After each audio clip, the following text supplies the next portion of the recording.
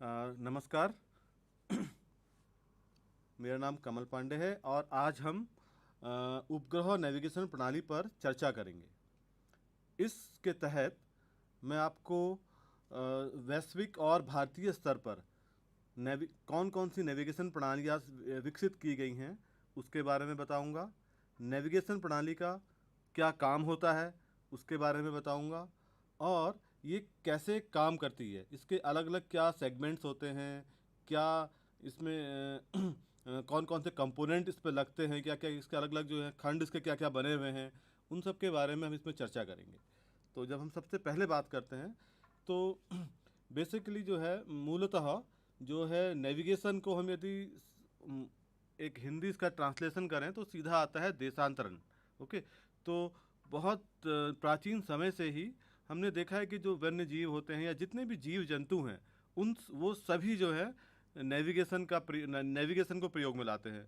वैसे तो प्रवासी जो वन्य जीव होते हैं के बारे में हम सभी जानते हैं कि किस प्रकार जो जल में रहने वाले जीव जंतु या जो पक्षी होते हैं या फिर जो जानवर होते हैं वो एक जगह से दूसरी जगह पर माइग्रेट करते रहते हैं।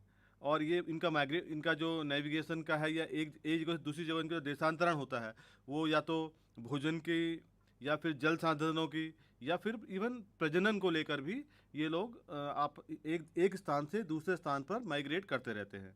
इसमें पक्षी हैं, जानवर भी करते हैं और जो जल के जो जानवर जीव जंतु हैं वो भी सब इसमें करते हैं। और बल्कि फिर भी आज तक मनुष्य जो है हम लोग ठीक ढंग से यह नहीं पता कर पाए हैं कि ये जो जानवर हैं, ये जो पक्षी हैं, या जो जलीय जो जीव जंतु हैं, ये किस प्रकार से एकदम सटीक स्थान पर कैसे पहुंच जाते हैं। एक मोटा मोटा अनुमान हम जब लगाते हैं तो हम कुछ ऐसा लगाते हैं कि ये या तो जो सनलाइट होती है या जो सूर्य का जो प्रकाश है उससे, या फिर रसायनों से, या पृथ्वी के चुंबकीय जो क्षेत्र होता है उसके आधार पर अपनी जो है दिशा को या अपने जाने वाले स्थान को निर्धारित करते हैं।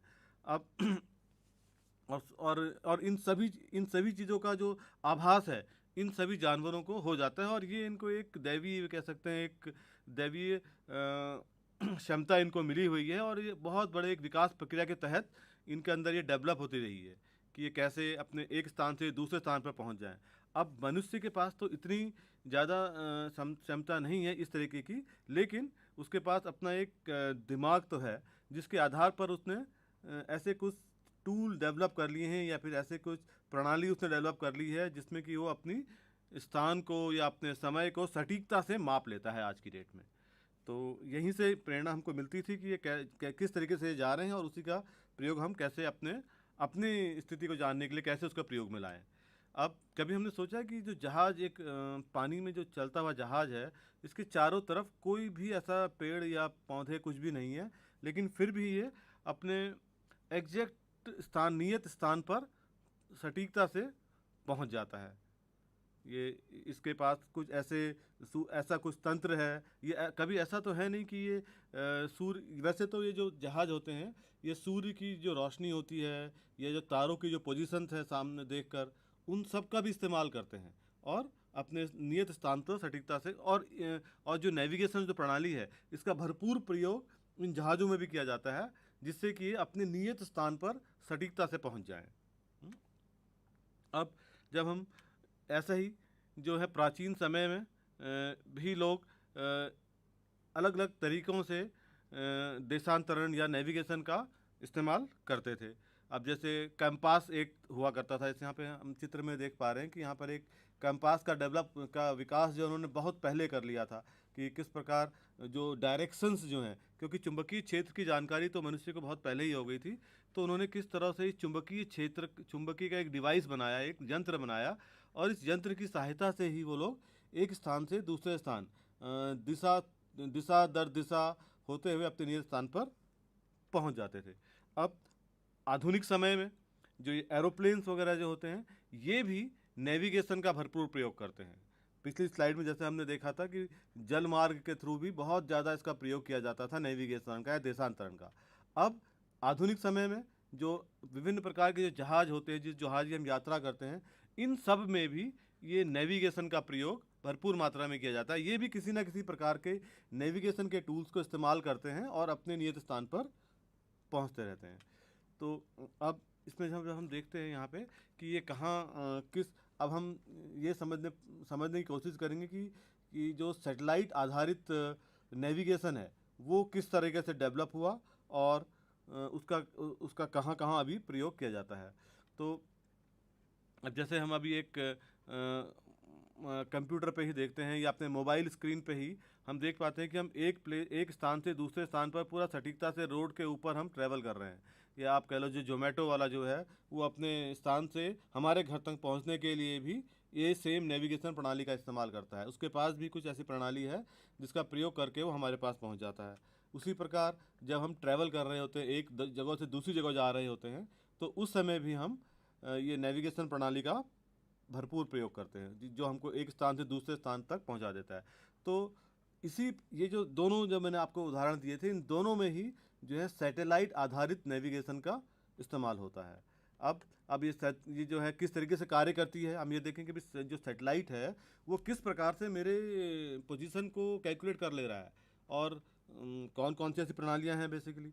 तो यहाँ पे देखते हैं इसका कार्य सिद्धांत क्या होता है। तो मूलतः हमको अपनी पोजीशन जानने के लिए 3 जो निर्देशांक होते हैं या 3 जो कोऑर्डिनेट्स होते हैं उनकी जानकारी होना बहुत ही आवश्यक होता है। एक तो हम कहते हैं एक्स एक्सिस कहते हैं, वाई एक्सिस कहते हैं और जेड एक्सिस भी कहते हैं। और यही जब हम धरती पर आते हैं कि पृथ्वी पर ये जो एक्स एक्सिस, वाई एक्सिस और जेड एक्सिस को किस तरह से निर्देशित किया जाता है, तो आपने सुना ही होगा कि देशांतर कहते हैं इनको या अक्षांश रेखाएं कहते हैं। और तीसरा होता है ऊंचाई, समुद्र सतह से हमारी ऊंचाई कितनी है। तो अब जो इसमें जो लाइंस जो होती है, ग्लोब होता है, आपने कभी ग्लोब देखा हो तो ग्लोब में जो इस तरीके की जो लाइनें, जो पड़ी हुई जो लाइनें हैं, ये सारी लाइनें कहलाती हैं देशांतर या फिर इनको हम लैटिट्यूड्स भी कहते हैं। और जो खड़ी हुई लाइन्स हैं इन सब को हम अक्षांश भी कहते हैं या फिर लॉन्गिट्यूड भी कहते हैं। इसमें एक प्राइम मेरिडियन भी होता है और इसमें जो है लैटिट्यूड वाले केस में आपके पास एक मेन लाइन जो होती है वो इक्वेटर होती है और लॉन्गिट्यूड में जो है आपकी जो मुख्य लाइन होती है उसको हम प्राइम मेरिडियन भी कहते हैं। और ये पूरा एक कोऑर्डिनेट सिस्टम बनाया गया है। तो इसी का इस्तेमाल करके ही जो है सैटेलाइट हर एक व्यक्ति की पोजीशन को निर्धारित करते हैं। अब इसमें तीसरा एक और है ऊंचाई। ऊंचाई कहाँ से, हम कहेंगे समुद्र सतह से ऊंचाई। तो ये एक तीसरा कोऑर्डिनेट होता है जिसको हम कह रहे हैं यहाँ पर जेड एक्स। तो एक्स और वाई तो आपके लैटिट्यूड और लॉन्गिट्यूड हो जाते हैं और जो जेड एक्स है वो आपका ऊंचाई वाला जो निर्देशांक है उसको प्रदर्शित करता है। तो और एक जो इसके अलावा भी एक और चतुर्थ जो निर्देशांक है जिसका इस्तेमाल इस सैटेलाइट पद्धति में किया जाता है नेविगेशन के लिए। जब हम नेविगेशन के लिए सैटेलाइट का प्रयोग में लाते हैं तो उस वक्त जो है एक चतुर्थ निर्देशांक भी है, चौथा, उसका नाम है समय। अब इस समय भी बहुत ही एक इम्पॉर्टेंट, बहुत ही महत्वपूर्ण घटक होता है जिसका भी प्रयोग इसमें किया जाता है, जैसे हम आगे आने वाले स्लाइड्स में आपको मैं बताने जाऊँगा। आप देखो क्या करता है, सैटेलाइट जो है ये किस प्रकार से पृथ्वी को देखता है। ये एक इस तरीके, इसका एक फुटप्रिंट होता है जिससे कि ये पूरे पृथ्वी पर इस तरीके से एक इसमें सेंसर्स लगे हुए होते हैं। उन सेंसर से पृथ्वी को लगातार इस प्रकार देखता जाता है।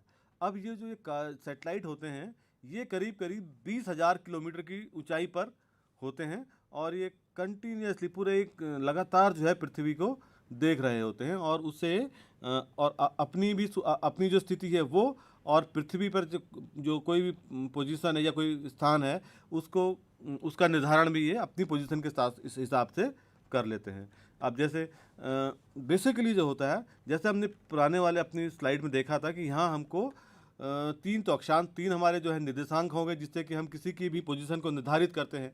एक्स एक्सिस वो पृथ्वी में किस लैटिट्यूड पर है, वो पृथ्वी पर किस लॉन्गिट्यूड पर है और वो समुद्र सतह से कितनी ऊंचाई पर है और किस समय पर वहाँ पर है। तो ये जो चारों निर्देशांक हैं, इन चारों निर्देशांकों को निर्धारित करने के लिए भी हमको तो फिर 4 ही सैटेलाइट भी चाहिए होते हैं। यहाँ पे जैसे हमने 3 सैटेलाइट यहाँ पे दिखाए गए हैं, तो मूलतः तो 3 चाहिए होते हैं। जो हमारा जो चौथा घटक था समय, उसका भी निर्धारण करने के लिए हमको उसमें जो एरर्स हो जाती हैं उसको दूर करने के लिए हमको एक चौथे सैटेलाइट की ज़रूरत भी पड़ती है, करेक्ट। तो इसलिए लेकिन जो है आपका जो 3 निर्देशांक हैं उसके लिए हमारा ये 3 सैटेलाइट पूर्णतः काम कर लेते हैं। अब इसमें चौथा सैटेलाइट जो आपके समय के लिए आ जाता है काम। अब करता कैसे हैं ये सैटेलाइट काम, ये समझने की कोशिश करते हैं।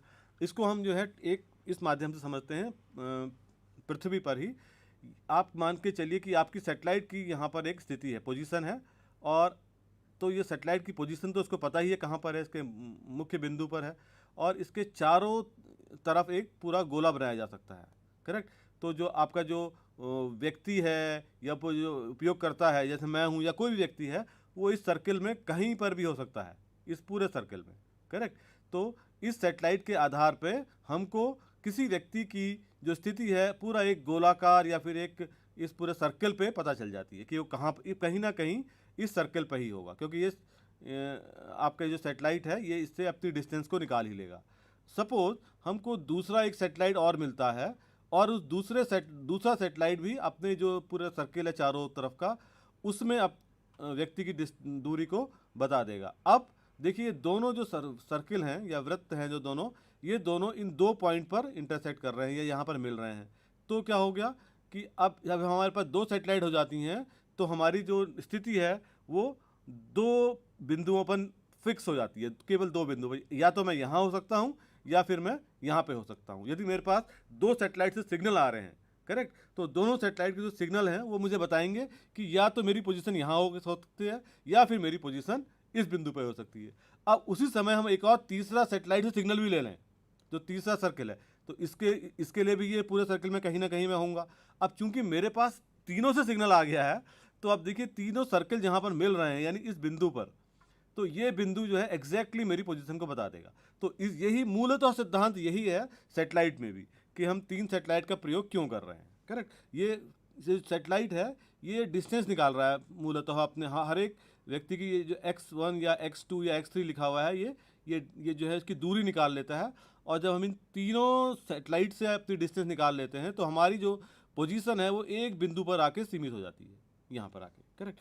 तो ये सेम जब हम उसको एक दूसरे प्रारूप में देखते हैं सैटेलाइट के रूप में, तो इसको इस तरीके से देखते हैं। ये 2 हैं बिंदु, जैसे मैं आपको समझा रहा था अभी, और तीसरा बिंदु यहाँ पर आ जाएगा, करेक्ट। अब यह तो स्पष्ट हो गया कि जो है उपग्रह के माध्यम से स्थिति की जो समन्वय करने के लिए, उसको मेजर करने के लिए किन्हीं 2 चीज़ें हमें जरूरी जाननी चाहिए, है ना। सैटेलाइट से माना मुझे अपनी पोजीशन को जानना है, तो उसके लिए हमें 2 चीज़ों की जानकारी मूलतः होनी चाहिए। क्या हैं वो जानकारियाँ? एक तो ऑर्बिटल स्पेस होता है जहाँ सैटेलाइट घूम रहा है, उसमें वो उपग्रह किस पोजीशन पर है, कहाँ पर है वो उपग्रह की स्थिति क्या है, ठीक है, या उसकी स्थान क्या है। और दूसरा, उपग्रह और रिसीवर के बीच की दूरी क्या है।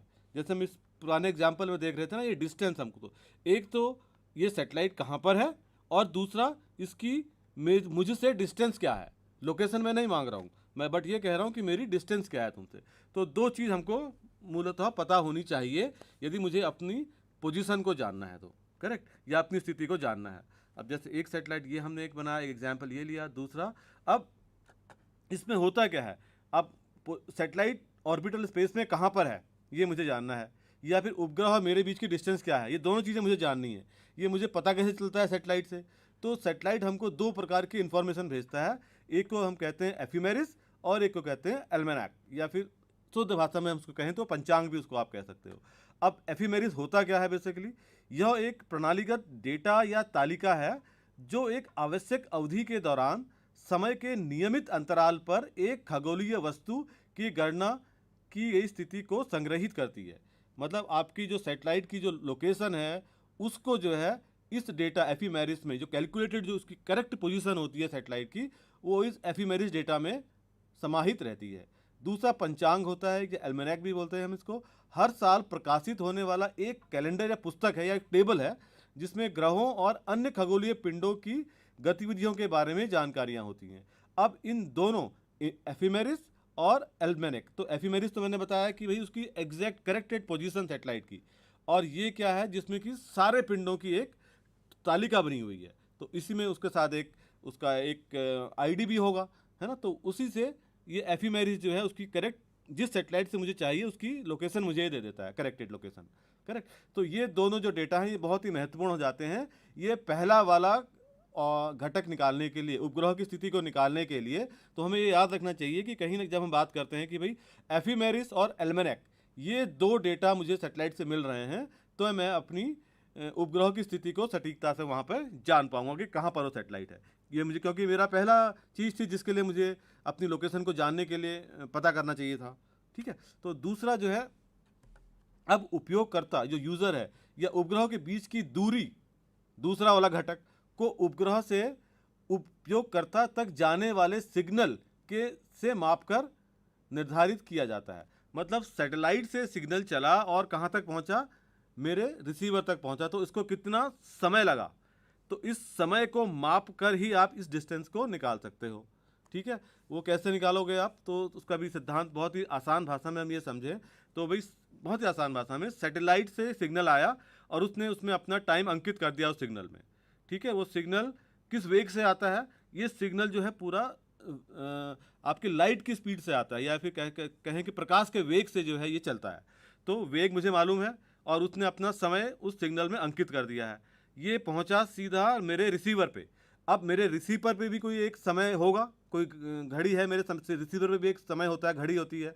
तो उस घड़ी में जो समय है और उस सिग्नल के साथ जो समय आया था, कब वो चला था, वो टाइम उसने अपना बता दिया था और मेरे रिसीवर ने देखा कि भाई इतने बजे चला था। तो इन दोनों को माइनस करेगा तो कितना उसको समय लगा वो निकल के आ गया आसानी से। तो ये कितना समय लगा वो निकल गया, और आपकी स्पीड ऑफ लाइट आपको पता ही है कि प्रकाश की दूरी कितनी है, दोनों को आप मल्टीप्लाई कर दो, गुणा कर दो, तो आपकी डिस्टेंस निकल आएगी। तो जैसा हमने पिछली बार देखा था कि एक तो सैटेलाइट की पोजीशन और उन दोनों के बीच की डिस्टेंस कैसे निकालनी है हमको, करेक्ट। तो ये सैटेलाइट की जो है आपका समय, उसकी डिस्टेंस भी निकल गई, और सैटेलाइट के जो है पैरामीटर जो जो जो एफिमेरिस और एल्मेनाक मैंने बताए थे, उसके आधार पर सैटेलाइट ने अपनी लोकेशन भी हमको बता दी। जब ये दोनों चीज़ें मुझे पता चल गई तो बस अब मैं जो अपना सिंपल जो गणितीय जो सिद्धांत होते हैं उनका प्रयोग करके अपनी लोकेशन को कैलकुलेट कर लेता हूँ। ये आपके जो रिसीवर होते हैं उसी सिद्धांत को यूज़ करके उसका प्रयोग, उसको डिस्टेंस को कैलकुलेट कर लेते हैं। अब ये जैसे आप समझिए यूज़र यहाँ पर है, तो ये ठीक है, ये P इक्वल जो इक्वेशन है, इसकी जो समीकरण है वो जो मैंने बताया सिंपल समीकरण है, C आपका लाइट है और डेल्टा T आपका समय अंतराल है, कितना लगा, करेक्ट।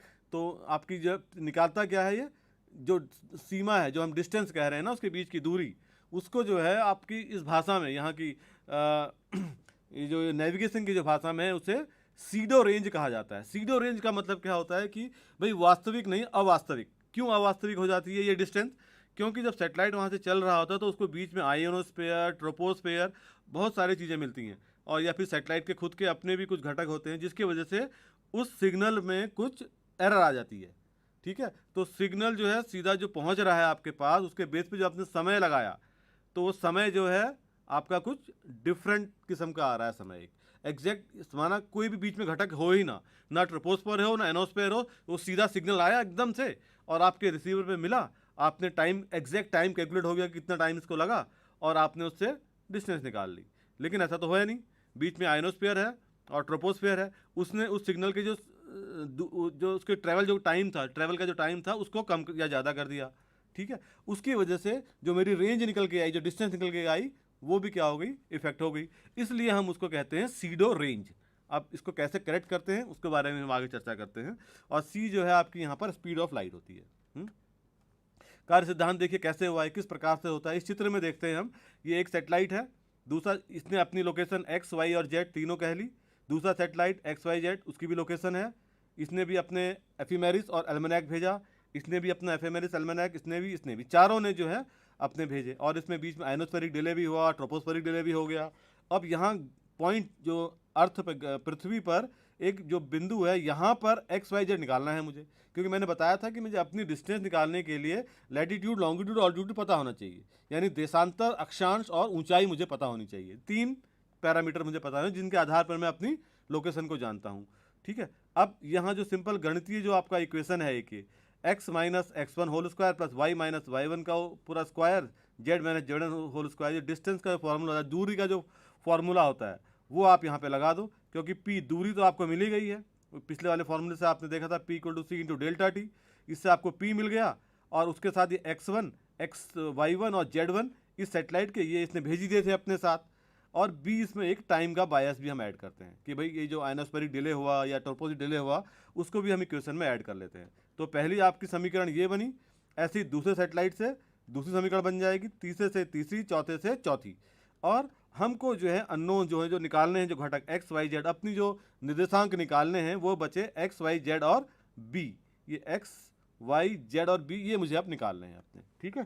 तो ये चार गैर रैखिक या फिर नॉन लीनियर भी कहते हैं इसको, समीकरण पहले हल किए जाते हैं और रिसीवर के निर्देशांक और घड़ी पूर्वाग्रह इसके द्वारा ही आपकी प्राप्त हो जाती है। सिंपल इन इक्वेशन को तो सॉल्व करना जो है बहुत ही मतलब गणित में तो आजकल बिल्कुल सिद्धांत बहुत ही आसान है। आपकी 10वीं या 9वीं या 10वीं की कक्षा में भी ये फार्मूला आपको बताया जाता है, जिसमें कि आप दो बिंदुओं के बीच की डिस्टेंस निकाल लेते हो, ठीक है।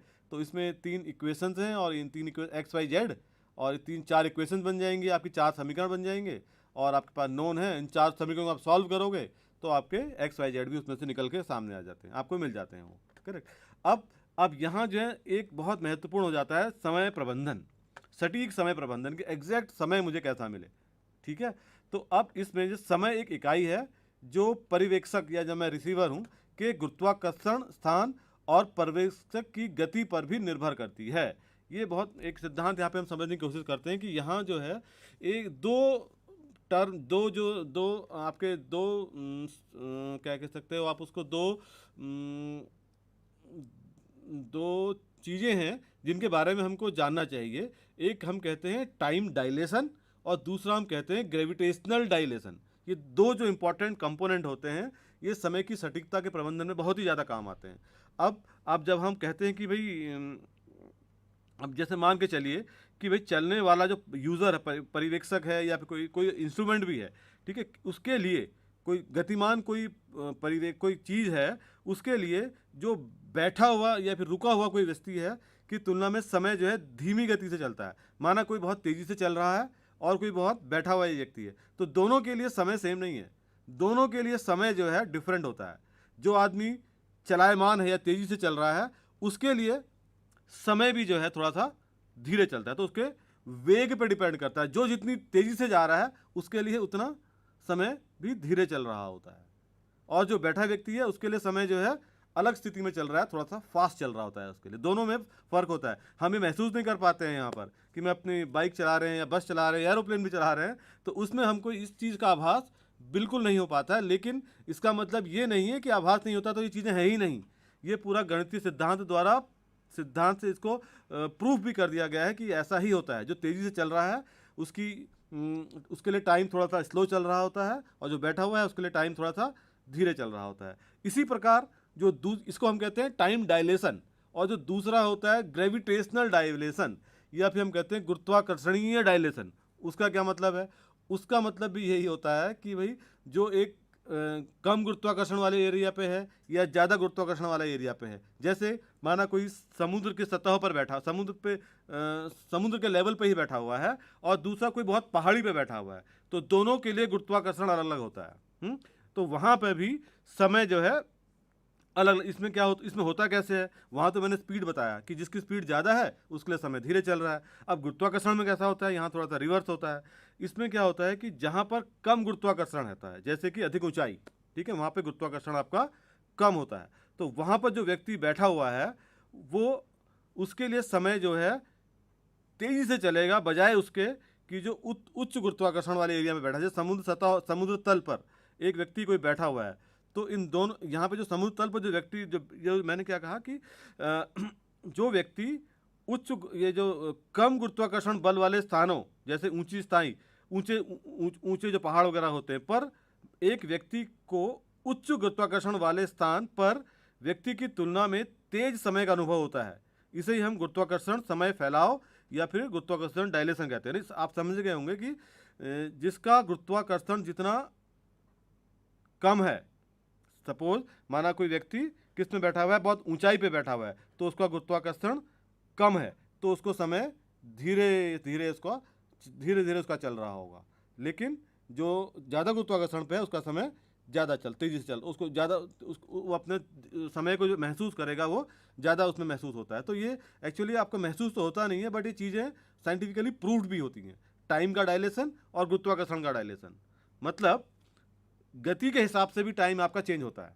कम वाले के लिए कम, ज़्यादा वाले के लिए ज़्यादा वाला समय। ऐसी गुरुत्वाकर्षण में भी कम पे और ज़्यादा पे है, दोनों के लिए समय जो है अलग अलग दर पर जो है बढ़ रहा होता है। करेक्ट। तो दोनों चीज़ें हैं, बहुत ही महत्वपूर्ण है। इसको, इसका ही प्रयोग जो है हम इसमें करते हैं, परमाणु घड़ी में करते हैं। अब ये जो परमाणु घड़ी होती है, समय और स्थान और गति, समय स्थान और गति से संबंधित होती है, और यह हर जगह किसी के लिए एक समान नहीं। जैसे मैंने बताया था, समय जो है स्थान और गति से संबंधित होता है और हर किसी के लिए समान नहीं होता है।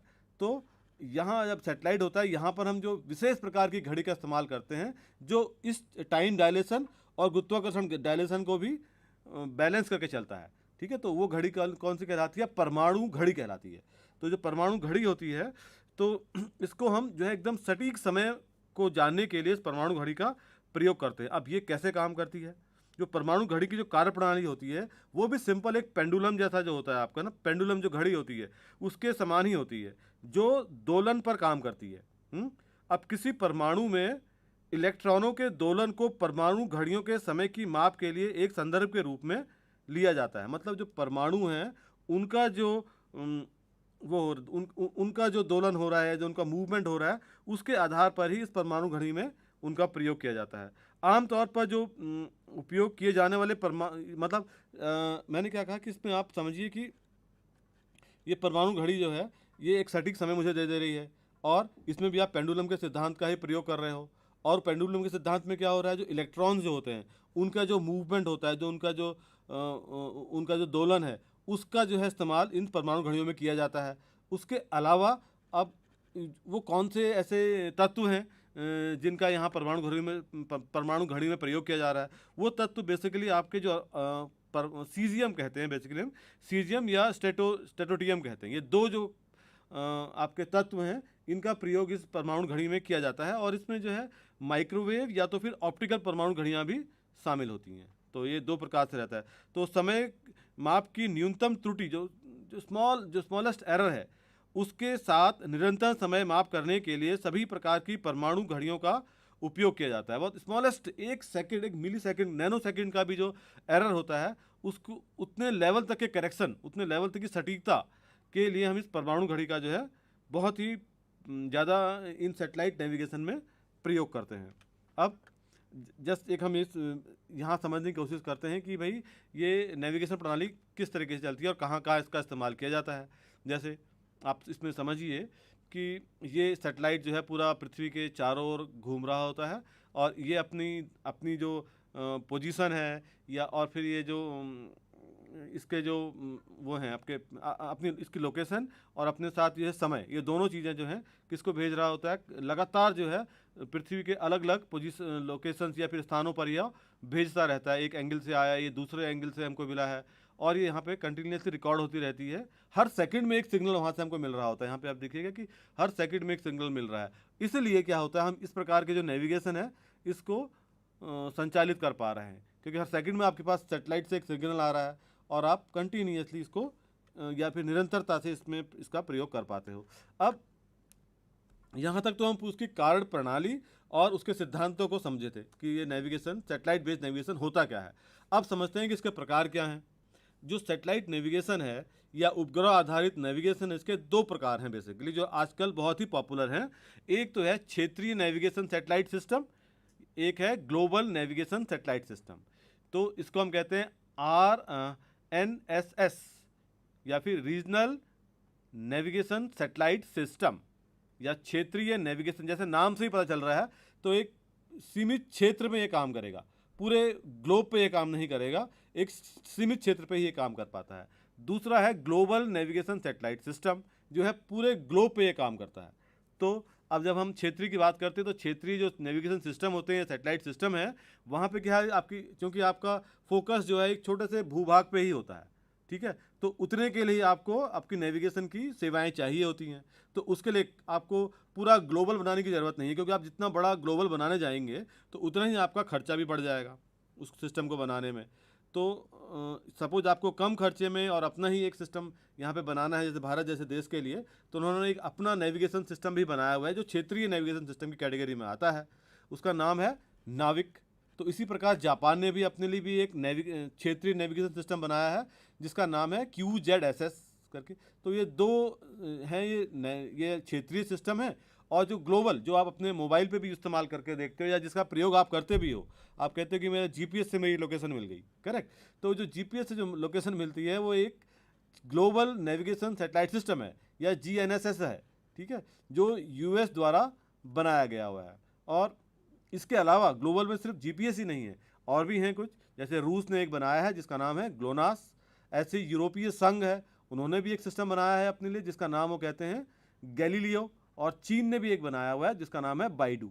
तो जो चीन वाला जो सिस्टम है ये पहले क्षेत्रीय था, धीरे धीरे इसको ये बढ़ाते चले गए और ये एक ग्लोबल सिस्टम आज की डेट में बन चुका है। जब हम बात करते हैं, अब अगला हम जब देखते हैं कि यूएस द्वारा जो जीपीएस सिस्टम बनाया गया है, तो इस सिस्टम पे क्या है, इस पूरे सिस्टम पे करीब 24 से लेके 31 सैटेलाइट का एक पूरा सिस्टम है ये, करेक्ट। इस तरीके से ये लगातार जो है एक पॉइंट है यहाँ पर, इस पॉइंट पे जो है किसी ना किसी बिंदु से हमेशा हमको पूरा सैटेलाइट के जो है वो जो दो पैरामीटर मैंने आपको बताए थे स्टार्ट शुरू में, अपनी पोजीशन और अपना समय, वो दोनों यहाँ पे लगातार हर सेकंड में यह भेजते जा रहा है, करेक्ट। तो यहाँ पे इसमें करीब करीब 24 से 31, आज की डेट में करीब करीब 31 सैटेलाइट इसमें हैं, जिससे कि हमको 4 तो हमेशा कभी ना कभी हमेशा ही उपलब्ध रहते हैं इसमें। और ये करीब करीब आप समझ लीजिए कि ये बना था 1978 में, और बेसिकली इसको जो बनाया गया था वो सैन्य अनुप्रयोग के लिए बनाया गया था, ठीक है।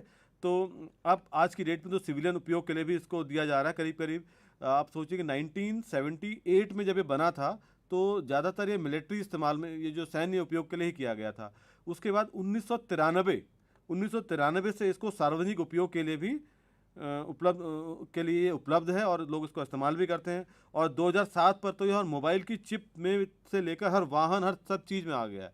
करीब 2007 से जो क्रांति आई थी, चिप बेस्ड क्रांति, तो उसमें पहले करीब आप समझ लीजिए कि करीब 16-17 किलो का एक रिसीवर हुआ करता था। आज की डेट पे आपकी स्नैपड्रैगन एक चिप में इसका पूरे सिग्नल आ जाते हैं और उसको यह रिसीव किया कर पाता है। तो जो जीपीएस है ये आपको 0.3 से लेके 5 मीटर की एक्यूरेसी के साथ जो है आपको अपनी स्थान जो स्थान की जो कोऑर्डिनेट्स होते हैं या जो निर्देशांक है उनको उपलब्ध कराता है। करीब करीब 2019 के आसपास हमने इसमें एक एक्सपेरिमेंट किया था कि जिसमें हमने जानने की कोशिश की थी कि कितनी इसकी एक्यूरेसी आ रही है। तो उस दौरान इसकी एक्यूरेसी हमारे पास जो आई थी, करीब आई थी 2.3 सेंटीमीटर के आसपास की एक्यूरेसी के साथ हमने एग्जैक्टली एक लोकेशन को माप लिया था इसमें। तो दूसरा रूस ने जो बनाया था वो है करीब ग्लोनास कहते हैं जिसको। इसका जो है सिस्टम थोड़ा पुराना है, इसका सिस्टम आपका 1976 का है, करीब 2 साल पुराना ही है। और करीब करीब इसका जो पहला इन्होंने तब डेवलप करना शुरू किया था, बनाना, इसका विकास करना शुरू किया था। और करीब करीब इनका जो पहला सेट 1982 में लॉन्च किया गया था और 1995 तक यह पूरा ग्लोबल कवरेज के लिए उपलब्ध हो गया था। 1942 से 1995 तक पूरा एक ड्यूरेशन इसमें लगा था और उस दौरान ये तैयार हो चुका था। तो ये भी बेसिकली इसमें एक खास बात ये है कि ये 2 प्रकार के कोड होते हैं। एक तो होता है आपका CDMA होता है और एक GNSS होता है। 2 कोड होते हैं। तो उन दोनों कोड का इस्तेमाल इस ग्लोनास में किया जाता है, जिससे कि इन्होंने चाहा था कि इसकी एक्यूरेसी ज़्यादा सटीकता से मिल जाए। तो हमने इसकी जो है एक्यूरेसी करीब करीब वैसे तो जो प्रकाशित है वो 2 से 4 मीटर तक की है। और 2019 में जब सेम इस पर एक्सपेरिमेंट किया गया था तो हमको भी इसकी एक्यूरेसी करीब करीब 5 मीटर तक प्राप्त हो गई थी। तीसरा, यूरोपीय संघ द्वारा जो सिस्टम बनाया गया उसका नाम है गैलीलियो, करेक्ट। तो ये जो गैलीलियो सिस्टम है ये आप कुछ इस तरीके से समझ सकते हैं, ये भी एक वही ग्लोबल बेस्ड सैटेलाइट सिस्टम है। तो जो गैलीलियो में जो टोटल सैटेलाइट है उनकी संख्या करीब करीब 30 है, करेक्ट। और इसमें 3 एक्स्ट्रा सैटेलाइट भी लगाए गए हैं। और इसका पहला सैटेलाइट करीब करीब 2002 में यूरोपियन यूनियन या यूरोपियन संघ और ESA इसके बीच में, मतलब यूरोपीय जो कंट्रीज़ हैं उनके और एक जो उनका संघ है उसके बीच में एक समझौता हुआ था। उसके तहत 2011 में ये पूरी तरह से विकसित हुआ था, लॉन्च हो गया था। और 2014 में ये इसकी सेवाएं हमको मिलनी प्रारंभ हो गई थी। यह नागरिक उपयोग के लिए करीब करीब 1 मीटर तक की प्रतिबंधित अनुप्रयोग के लिए और 0.01 मीटर की सटीकता के साथ हमको इन्फॉर्मेशन दे देता है। आप समझ लीजिए कि 1 मीटर तक की एक्यूरेसी मुझे गैलीलियो के सिस्टम से मिल जाती है। जब हमने इसकी तुलना 2019 के आसपास इसकी भी सटीकता नापने की कोशिश की थी तो वो करीब करीब 1.6 सेंटीमीटर के आसपास तक की एक्यूरेसी हमको इससे प्राप्त हो गई थी। इसी प्रकार चीन ने जो एक बनाया हुआ है, इसका नाम इन्होंने रखा है बाइडू। तो ये सैटेलाइट भी है, इसमें भी करीब करीब टोटल आज की डेट में इसमें भी जो टोटल जो सैटेलाइट छोड़े गए हैं वो करीब हैं। ये पहले जो है प्रारंभ में तो इस सैटेलाइट सिस्टम को जो है रीजनल के लिए बनाया गया था। धीरे धीरे सैटेलाइट की संख्या बढ़ाते चले गए ये लोग, और करीब 85 सैटेलाइट हैं इसमें आज की डेट में। इन्होंने इतने छोड़ दिए हैं इसमें सैटेलाइट 85 के आसपास तक, और ये अब एक ग्लोबल सिस्टम पूरा बन गया है, तो पूरे ग्लोब पे ये कवर करता है। अब सैटेलाइट आधारित ये तो हो गया कि ग्लोबल बेस्ड सिस्टम आपको मिल गए। अब इन जो ये जो सिस्टम्स होते हैं सारे, इन सारे सिस्टम्स में कहीं ना कहीं कुछ ना कुछ त्रुटि रह जाती है, जैसे कि हमने देखा था आयोनोस्फीयर और ट्रोपोस्फीयर की जो एरर्स आ जाती हैं उसमें। अब हुआ क्या कि उसके अलावा एक और सिस्टम प्रचलन में है जिसका नाम है सैटेलाइट आधारित ऑगमेंटेशन सिस्टम, ओके, एसबास भी कहते हैं इसको। ये 3 प्रकार के हैं। ये क्या करता है, ये जो सैटेलाइट्स से, जो ग्लोबल सैटेलाइट्स हैं, उनसे जो मुझे सिग्नल मिल रहे हैं, उनकी एक्यूरेसी को बढ़ाने के लिए इन सिस्टम का इस्तेमाल किया गया है। मतलब जैसे गगन एक है जो भारत में प्रयोग में लाया जाता है, ऐसे ही वास करके एक है, और एक है BGNOS, है ना। तो ये 3 सिस्टम है ये अलग अलग देशों के समूहों द्वारा विकसित किए गए हैं। जैसे गगन की बात हम करें तो एयरपोर्ट अथॉरिटी ऑफ इंडिया इस गगन बेस्ड सिस्टम का इस्तेमाल करता है अपनी लैंडिंग में, कि किस प्रकार से वो एयरक्राफ्ट ज़मीन पर लैंड करेगा, तो वहाँ पर इसकी एक्यूरेसी का इस वाले सिस्टम का इस्तेमाल किया जाता है। कैसे करता है ये काम, देखो हुआ क्या कि रिसीवर में तो मेरे पास GPS या ग्लोनास, बाइडू किसी के भी सिग्नल आ रहे हैं, उसके अलावा इन सिग्नल के साथ कुछ ना कुछ एरर है। तो मैंने क्या किया, हमने क्या किया, पूरे कंट्री में कुछ कंट्रोल स्टेशन लगा दिए, करीब 15, आप मान के चलिए कि 14 या 15 कंट्रोल स्टेशन लगा दिए हैं। अब ये कंट्रोल स्टेशन जो है लगातार जो है एटमॉस्फेयर की जो वायुमंडलीय जो स्थिति है उसका अध्ययन करते रहते हैं। उसका अध्ययन करने के साथ साथ ये उसके करेक्शन पैरामीटर जो होते हैं, ये जो घटक होते हैं, उनको कैलकुलेट कर लेते हैं। ये जो 14 सिस्टम बनाए गए हैं, अब जो कंट्रोल स्टेशन बनाए गए हैं पूरे अर्थ सिस्टम पे, अब ये जो सिस्टम, ये जो इन्होंने जो है करेक्शन का जो पैरामीटर है वो कैलकुलेट कर लिया। अब ये इसको पहुंचाना है मुझ तक, यानी रिसीवर तक पहुंचाना है। कैसे पहुंचाएगा, ये क्या करते हैं, इन्होंने एक और सैटेलाइट छोड़ी है, अपनी खुद की कुछ सैटेलाइट छोड़ी है, 1 या 2, ठीक है। उन 1 या 2 सैटेलाइट पे ये इन करेक्शन पैरामीटर्स को भेज देते हैं। अब रिसीवर जो है मेरा, वो रिसीवर कैपेबल होना चाहिए जो इन सैटेलाइट से भी सिग्नल ले ले। इसने GPS से सिग्नल ले लिया, और करेक्शन पैरामीटर कहाँ से ले लिए, मेरे द्वारा खुद के द्वारा 1 या 2 सैटेलाइट जो मैंने छोड़े थे उनसे भी इसने सिग्नल ले लिए। अब उन दोनों सिग्नल को मिला के इसने मुझे एक एक्यूरेट, मेरी सिग्नल की जो एक्यूरेसी होती है, जो मेरी पोजीशन की जो एक्यूरेसी होती है, उसको यह एक तरीके से बढ़ा देता है। तो मेरी जो स्थिति की जो सटीकता है वो बढ़ जाती है इससे। तो ये मोटा मोटा इसका एक सिद्धांत है जिस पे ये गगन जो है काम करते हैं। अब जैसे उदाहरण के तौर पे देखिए कि भारतीय जो सैटेलाइट नेविगेशन जो प्रणाली है वो गगन पे आधारित है। एक सैटेलाइट इसमें है जो हमारी इतने भूभाग को जो है कवर करके चलता है। अब ये जो गगन की जो सटीकता है वो आप ये नहीं है कि इसको हर एक पूरे ग्लोब में कहीं पे भी इस्तेमाल कर लें, इसका भी एक अपना दायरा है। उतने दायरे में ही, क्योंकि ये तो एटमॉस्फेरिक या जो वायुमंडलीय स्थिति है उनको करेक्ट कर रहा है, उसके पैरामीटर्स को कैलकुलेट कर रहा है, तो वो एक सीमित ही है, इतने हिस्से में ही ये कर पाता है। अब जो हम आते हैं अपने भारतीय सैटनेप का जो दूसरा सिस्टम है जिसको हम IRNSS कहते हैं, या फिर इसको नाविक भी कहते हैं। इसमें हमने करीब करीब 7 सैटेलाइट छोड़े हुए हैं, और ये 7 सैटेलाइट आप जैसे इस चित्र में देखेंगे, ये 7, क्योंकि मैंने आपको बताया था जो ग्लोबल वाले सिस्टम थे वो सब 20 से ऊपर है उनके सैटेलाइट। अब चूंकि हमारा जो है वो रीजनल या क्षेत्रीय सिस्टम है, तो इसमें हमारा काम 7 सैटेलाइट से ही बन जाता है। तो इसमें आप देखिए कि 3 तो हमारे GEO वाले, जो एक ये जो आपका ध्रुव है या ऑर्बिट है ना, कक्षा कहते हैं बेसिकली।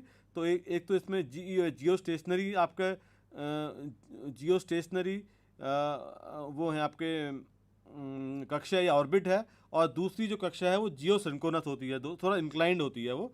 तो ये 3 सैटेलाइट तो आपके जियो स्टेशनरी कक्षा पे हैं, और जो 4 सैटेलाइट आपके जियो सिंक्रोनस हैं। तो ये अर्थ के साथ ही सिंक्रोनाइज, बट इक्वेटर के अलोंग नहीं है, ये थोड़ा सा टिल्टेड होते हैं, तो थोड़ा तिरछी होती हैं सैटेलाइट, ठीक है। तो इस एंगल्स पे ये घूम रही हैं।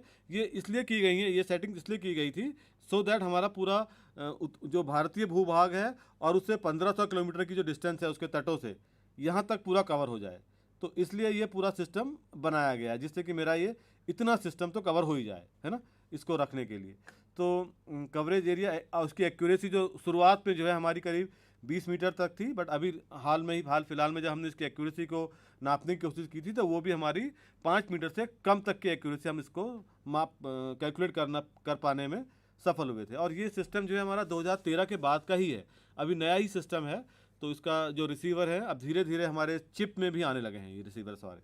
तो अब इस तरह आप ये देख सकते हैं कि ये नाविक प्रणाली में क्या होते हैं। बेसिकली जो नाविक प्रणाली है इसमें 3 खंड होते हैं। नाविक में क्या, किसी भी प्रणाली में 3 खंड होते हैं। एक तो होता है अंतरिक्ष खंड, एक होता है भूमि खंड या फिर आप कहोगे पृथ्वी वाला जो सेक्शन होता है, अर्थ वाला सेक्शन है, और तीसरा होता है यूज़र का सेगमेंट जो इस्तेमाल करने वाला है। 3 लोग हैं इसमें नाविक प्रणाली में।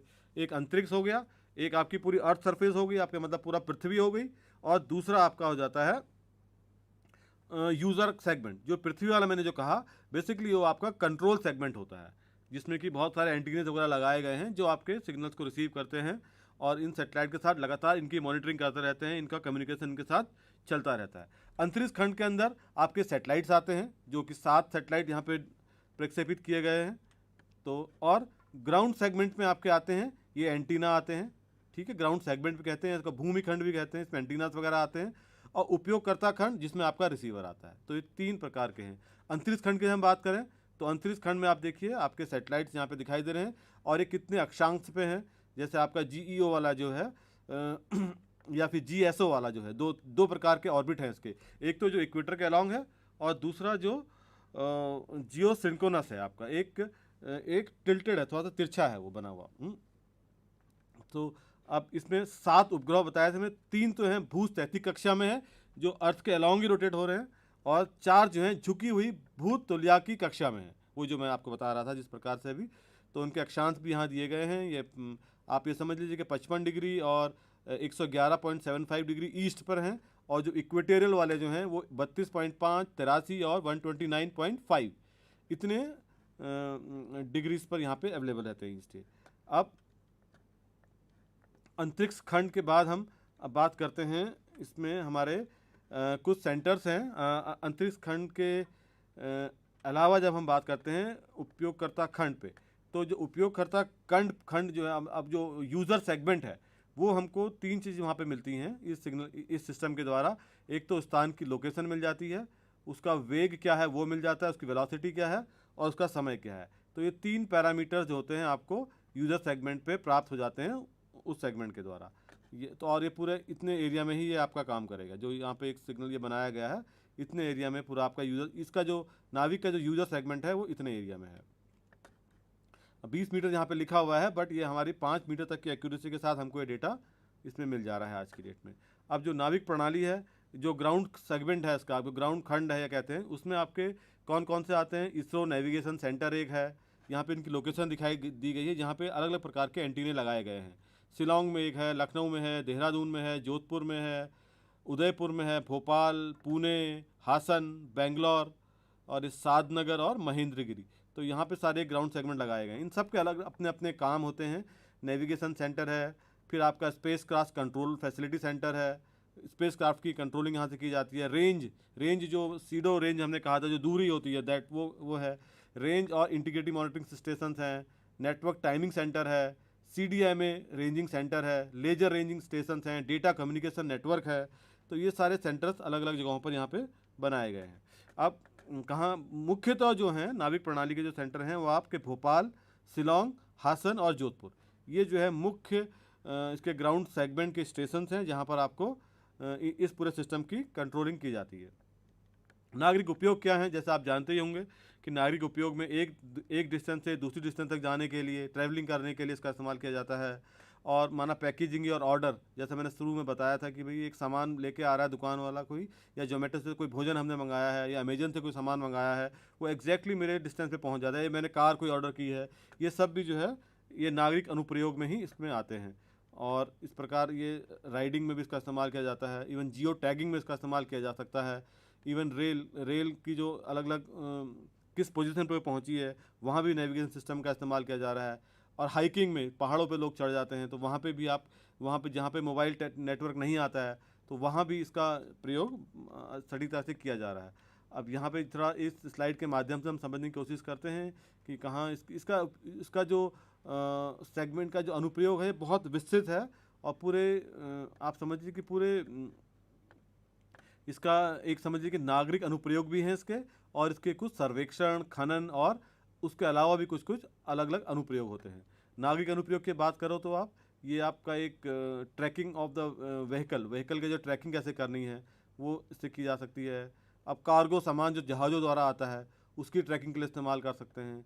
और जितने एरोप्लेन्स आपके घूम रहे हैं पूरे पूरे उसमें, ये एक पर्टिकुलर समय का दिखा रहा है कि ये एरोप्लेन सारे घूम रहे हैं, इन सब की जियो टैगिंग, ये इन सब की लोकेशन जो है यहाँ पे उपलब्ध रहती है। और कैसे उपलब्ध हो पाती है, यही जो सैटेलाइट आधारित नेविगेशन सिस्टम है उसके द्वारा ही ये उपयोग हो पाती है। अब जैसे रोड का आप सर्वे करते हैं, रोड के सर्वेक्षण में भी इसका इस्तेमाल किया जाता है।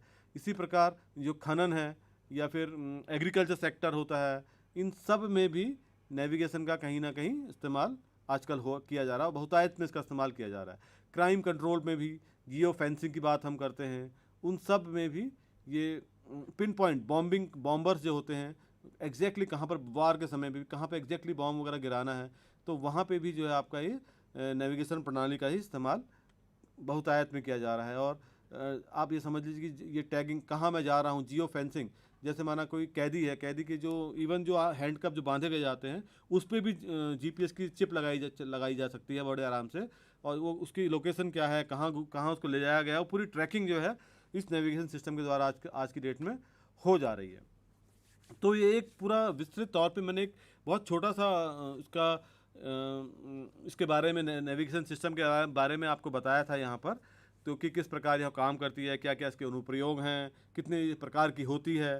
तो मुझे उम्मीद है कि कुछ आपको इससे जानकारी ज़रूर मिल गई होगी। और आपके यदि कुछ प्रश्न हैं तो आप वो मुझे भेज सकते हैं। मेरा ईमेल एड्रेस जो है मैंने आपको पहली स्लाइड में अपना लिखा था, kamal@irs.gov